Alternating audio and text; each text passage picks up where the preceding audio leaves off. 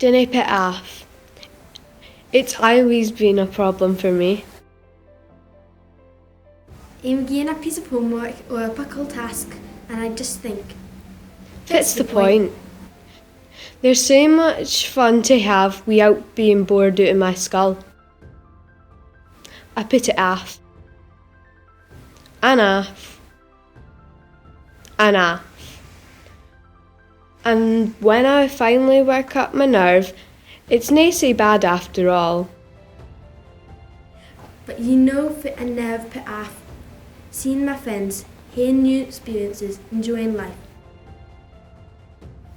There's a fae bonny world out there. So dinna put off. So dinna put off.